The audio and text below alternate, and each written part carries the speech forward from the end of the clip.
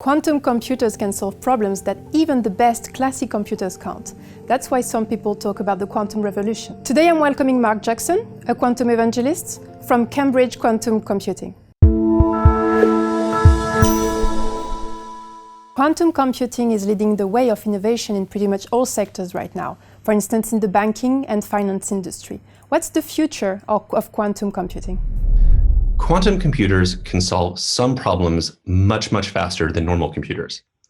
This doesn't mean that they can solve every problem faster than a normal computer. You can't simply take a program written from a normal computer and run it on a quantum computer and expect it to be 1,000,000 times faster. It has to be very certain algorithms that work. But if you can take one of those algorithms and turn it into a business application, you might have a great commercial advantage compared to a normal computer. Now, in the financial world, some of these algorithms include Monte Carlo simulations or optimization type problems, which are found everywhere. In cybersecurity, some of these algorithms include factoring very large numbers, and these show up all the time in cybersecurity problems. Of course, this depends very much on the power of a quantum computer. And we've seen enormous progress in the past few years. Let me bring up a chart here. So this shows the progress made in quantum computing power over the past several years. The vertical axis here is quantum volume, and this is sort of a useful metric for the power of a quantum computer. Moore's law for normal computers shows that classical computers double in power every 18 months or so.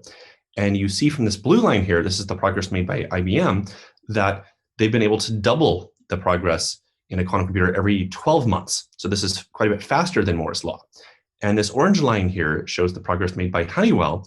They believe that they can increase the power of quantum computers by a factor of 10 every year for the next 5 years. So we would have quantum computers about 100,000 times more powerful than normal computers, rather compared to today's power for quantum computers. Now that yellow dot there is by IonQ. They believe that they will soon have a quantum computer with a quantum volume of 4 million, and this is quite a bit more than we even anticipated. This hasn't been done yet, and it hasn't been verified by outside groups, but they're a fantastic group, and so if they're even close to this would really be amazing. And so the next few years will be very important for quantum computing. Quantum computing can help secure the internet and communications in general. How important is cybersecurity for quantum computing? Quantum computers have the ability to defeat a lot of the standard types of encryption that we use right now.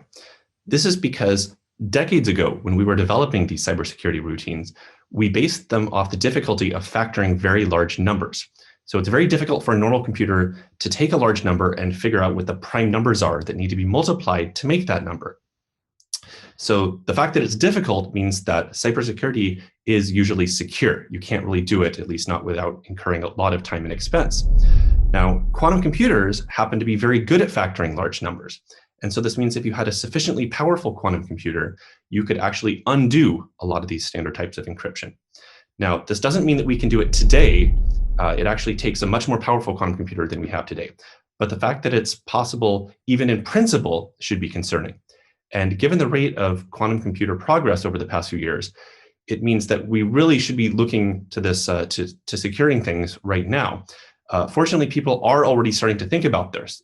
There's a lot of so-called post-quantum encryption algorithms that are already being developed. You should not wait until it's too late to upgrade to some of these post-quantum encryption algorithms. You should be thinking about this right now. There's a few reasons for this. First is that it takes time to upgrade security, of course. You can't simply upgrade security in a few minutes, especially if you have a large corporation or you work for a government agency or something. It could take months or years to do this type of upgrade. The second reason is that there's rumors that some bad actors are archiving things on the internet right now so that in a few years, when quantum computers are powerful enough, they'll be able to undo it then. And of course, the information would still be valuable even in a few years. And so this is why we're really encouraging people to make this upgrade right now to post-quantum encryption. So you're a quantum evangelist at Cambridge Quantum Computing. Can you tell us a bit more about your job and the research that you're conducting right now? Quantum computing is a very new technology. Most people only have some sort of vague impression of it, and oftentimes their impression is based on some sort of misunderstanding. So my role as quantum evangelist at Cambridge Quantum is to get people excited about quantum computing and to have them understand how they can become involved in it. This could either be developing some sort of proof of concept project where their organization develops a project solving some problem using quantum computing, or it could be simply educating them about what quantum computing is and how it could potentially help them. So you have developed a quantum software kit called Ticket that basically IBM or Microsoft can use directly. What is the potential for banking and finance regarding this technology? Ticket is Cambridge Quantum Computing's quantum compiler. One of the problems facing the industry right now is that there's a lack of standardization. There's a lot of quantum hardware platforms, so this might include IBM or Honeywell or Google or several others, and normally moving your program from one quantum hardware platform to the other requires a lot of work. You have to completely rewrite your program in order to do that. And so this is one reason why we developed Ticket to be completely hardware agnostic. You simply write your program and you indicate in one line which platform you want to use, and Ticket will automatically find the most efficient way to execute your program on that platform that you've chosen. If you want to move platforms, you simply change that one line, and all of the details will be taken care of for you. You don't need to know any of the details about the platform. One of the reasons that this is so important right now is that quantum computers aren't powerful enough that we have a lot of extra overhead. We want to make them as efficiently as possible. And so it's really good that Ticket finds the most efficient way to implement that program. We've recently removed any sort of licensing terms for the compiler. And so you can download Ticket right now and begin using it to write your program. You don't need to worry about any sort of licensing or payment fees or anything like that. You're welcome to do it right now. The URL to the GitHub repo will be posted in the comments. Thank you so much, Mark, for being with us and for your answers. Is your business ready to embrace quantum technology?